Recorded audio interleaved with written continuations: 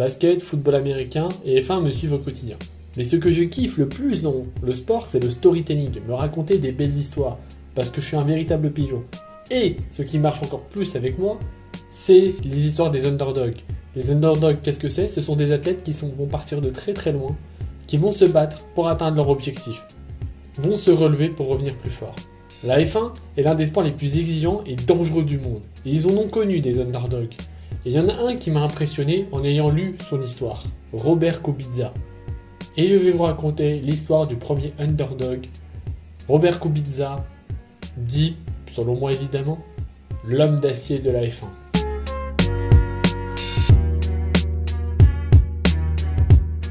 Laissez-moi me mettre dans la peau de Père Castor et vous raconter l'histoire de Robert Joseph Kubica, né en 1984 à Cracovie en Pologne, dans une famille riche pour la Pologne.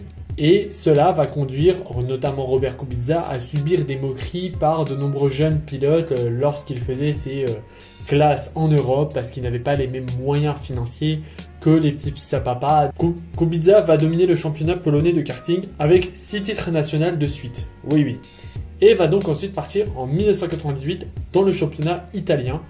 Il va aussi dominer ce championnat et être le premier non-italien à le remporter. En 2002, il va recevoir le soutien du programme de développement junior Renault, après notamment avoir réussi des essais en Renault Formule 2 litres. Ensuite, il va partir en Formule 3, mais il va galérer notamment dû à un accident de voiture en Pologne qui va l'handicaper pour sa poursuite en carrière. Mais il va quand même continuer à se battre et continue à rouler, et même dans la dernière course, il va notamment performer, mais finira second, dont derrière notamment un certain Lewis Hamilton. Il va aller des World Series Renault et va dominer le championnat et va même le remporter, ce qui va lui permettre d'attirer l'œil de la Formule 1. Il va donc faire des essais avec Renault puisqu'il est en partenariat avec eux, mais sans succès car ils ont déjà 3 pilotes et sont déjà en train de rouler sur la Formule 1, notamment avec un certain Espagnol qui est tout aussi fidèle que Tristan Thompson avec une Kardashian. Mais il va remplacer Jacques Villeneuve chez BMW Sauber suite à son accident en Allemagne. Il va réussir à s'imposer et va prendre la place de Villeneuve. Et le 10 septembre de cette année, je ne me rappelle plus de l'année, mais c'était sûrement 2006, il va obtenir son premier podium et va devenir le premier pilote polonais sur un podium de Formule 1 lors du GP d'Italie. En 2007, il va réaliser donc sa première vraie saison en Formule 1. Mais ça va être compliqué car il va devoir s'adapter au nouveau régime. La voiture va devoir s'adapter à la Formule 1 parce qu'il y a un gap quand même entre la F2 et la F1. Surtout que la BMW Sauber n'est pas facile. Sauf que au GP du Canada, sa voiture va se heurter à la Toyota de Jarno Trulli. La voiture va s'exploser en morceaux. On craint le pire. On pense qu'il va mourir. On a des flashbacks d'Ayrton Senna. Mais finalement, tout va bien puisqu'il va seulement s'en sortir avec un traumatisme crânien et une entorse. Avec 65G pris dans la gueule, évidemment, je tiens à préciser. D'ailleurs, il va reprendre la saison et va réussir à s'imposer plusieurs fois dans le top 10. Il a donc montré qu'il est un très bon pilote et surtout un des futurs espoirs de la Formule 1. Mais la saison 2008, c'est la consécration. Plusieurs top 10 et surtout une victoire au GP du Canada à Montréal, un an après son crash. Kubica a enfin d'autres victoires de titres. Il devient un véritable contender et surtout montre son changement de conduite et de comportement où il devient plus agressif et hargneux. Mais Sauber, enfin BMW Sauber, ils en ont rien à foutre. Ils en ont à foutre qu'ils veulent gagner et tout. Ils vont stopper le développement de la voiture parce que leur seul objectif était de remporter, c'était même pas de remporter, c'était juste d'être dans un podium. Et Robert Kubica l'a fait. Et Kubica va se sentir lésé.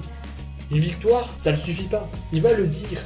Mais Sauber n'en ont rien à faire et vont pas développer la voiture. Et en 2009, la saison va être très dure pour lui. Il va avoir beaucoup de mal à la piloter et ça va être un véritable handicap pour sa progression. Et il va faire seulement un seul podium vers la fin de la saison au GP de Sao Paulo.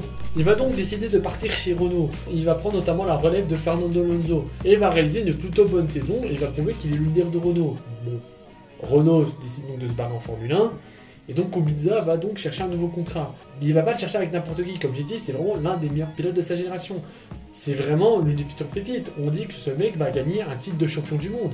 C'est un championship contender.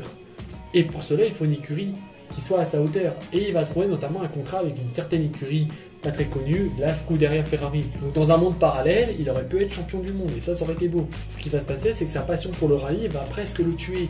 Et tuer son ascension en Formule 1.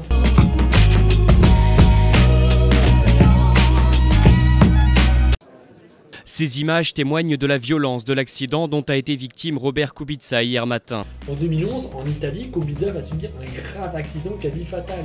Il va ressortir avec de nombreuses blessures et un bras quasi explosé. Il a du mal à s'en remettre. Et les portes de la F1 vont se fermer, normal, parce que pendant plusieurs saisons, il va être en convalescence, il va pas pouvoir piloter une Formule 1. Mais le problème, c'est que Kubica ne va pas abandonner, il veut reprendre la Formule 1. Il va se préparer, il va se préparer physiquement et psychologiquement pour revenir dans la course auto.